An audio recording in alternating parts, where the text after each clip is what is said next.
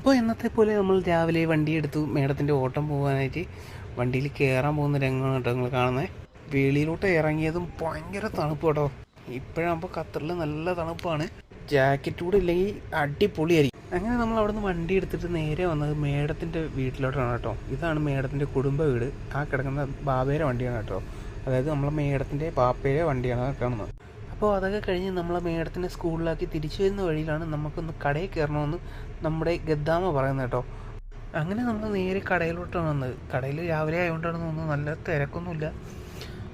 സാധാരണ ഈ സമയത്തൊക്കെ നല്ല തിരക്കുണ്ടാകുന്നതാണ് കേട്ടോ. അപ്പോൾ നമുക്ക് വേണ്ട സാധനം എന്ന് പറഞ്ഞാൽ 10 റിയാലിൻ്റെ പഴമാണ് വേണ്ടത്. അങ്ങനെ അത് തൂക്കി മേടിക്കുന്നതിന് നിങ്ങൾ കാണുന്നത്. അതെല്ലാം കഴിഞ്ഞ് നേരെ നമ്മൾ വീട്ടിൽ ചെന്നപ്പോഴത്തേക്കാണ് കഫീൽ വിളിച്ചിട്ട് പറഞ്ഞു പുള്ളി ഒരു പേപ്പർ തരാം, അത് നമ്മൾ മദീന ഖലീഫ നോർത്തിൽ കൊണ്ടുവന്ന് കൊടുക്കണമെന്ന് പറഞ്ഞിട്ടുണ്ടായിരുന്നു. ആ പേപ്പറാണ് നിങ്ങളിപ്പോൾ കണ്ടുകൊണ്ടിരിക്കുന്നത് കേട്ടോ. ഇതാണ് അറബായതുകൊണ്ട് എനിക്കൊന്നും മനസ്സിലായില്ല. അപ്പോൾ തന്നെ ഇവിടെ എത്തിയ ഉടനെ വിളിച്ചപ്പോൾ തന്നെ ഒരു പുള്ളിക്കാരൻ വന്നിട്ടുണ്ട്. ആ പേപ്പർ അങ്ങ് കൊടുത്ത് വിടുകയും ചെയ്തു. മിക്കവാറും പുതിയ വീട് വയ്ക്കുന്നതിന് എന്തെങ്കിലും പേപ്പർ ആയിരിക്കും ഗൈസ്. അപ്പോൾ അതൊക്കെ കഴിഞ്ഞതിന് ശേഷം ഞാൻ നേരെ പോയത് നമ്മൾ ഷാഫിക്കിൻ്റെ റൂമിലോട്ടാണ് കേട്ടോ. പുള്ളി നാട്ടിൽ നിന്ന് വന്നിട്ടുണ്ട്. 10 ദിവസത്തെ ലീവിന് നാട്ടിൽ പോയതാണ് കേട്ടോ. അങ്ങനെ പുള്ളിക്കാരൻ നാട്ടിൽ നിന്ന് വന്നപ്പോഴത്തേക്ക് നല്ല പുളിമുട്ടായി കൊണ്ടുവന്നായിരുന്നു കേട്ടോ. അതിനുശേഷം നല്ല ബീഫ് ഫ്രൈയും കൊണ്ടുവന്നായിരുന്നു.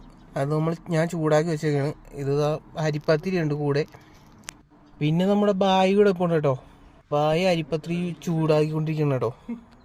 അപ്പോൾ ആ ഇരുട്ടത്ത് കുത്തിയിരിക്കുന്ന പുള്ളിക്കാരനാണ് നമ്മുടെ ഷാഫിക. പുള്ളിക്കാരൻ ഷർട്ടൊന്നും ഇടാതിരിക്കുകയാണ് കേട്ടോ.